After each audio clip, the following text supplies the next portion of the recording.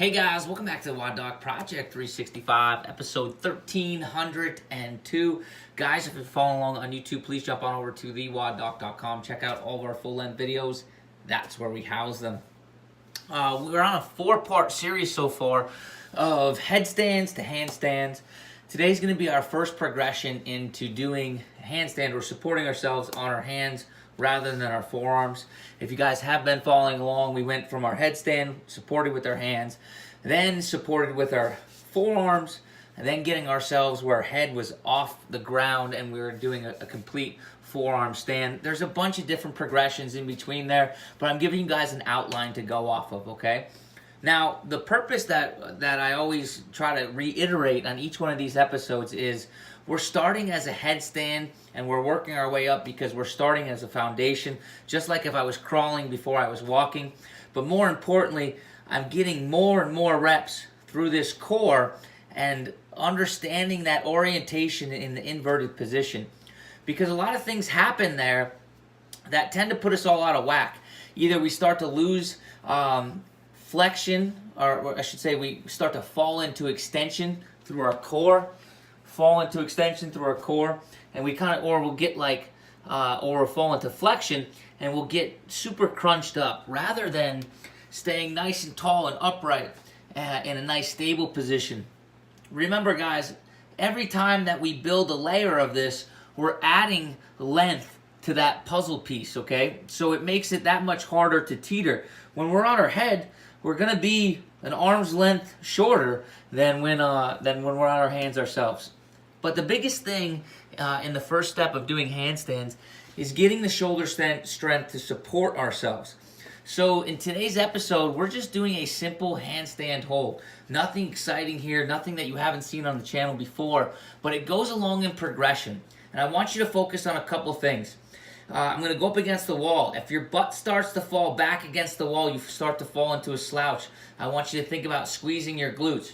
If you feel that you're losing either flexion or extension through the torso, I want you to think about tightening that tummy and getting that spine nice and erect. I'll try to show you these positions while I'm upside down, but hopefully you guys get it from here, okay? So I'm just going to take my normal handstand position. My hands really shouldn't change from where they were when I was in a headstand, okay? That should be my natural position. I'm going to walk up since I'm in the middle of a hallway here, but you guys can walk up just how I showed you before. So I'm going to get up into a position, and ideally, guys, what we'd like to be able to see is, hope I don't knock this picture over. Ideally, guys, what we'd like for you guys to see is a nice, erect, straight spine. What we tend to see, though, is this, right? This slouching through the torso, or that butt that peels back. So if you feel like that butt's peeling back, what I want you guys to try to do is squeeze that butt. If you feel like you're slouching through the torso, I want you to think about tightening the spine, pressing your palms down into the ground, and driving your heels up into the air. Now, what we want to try to do here, guys, is literally just try to get in some good static holds, because we're trying to build the shoulder position now. Before we were just supporting ourselves on our head and then our forearms, but now we have to rely on our shoulders to kind of hold, well, not to kind of, but to hold our entire body weight. And for some people, that's just not there yet. So we need to get the repetitions in, not only with the body awareness, but also with the shoulder strength.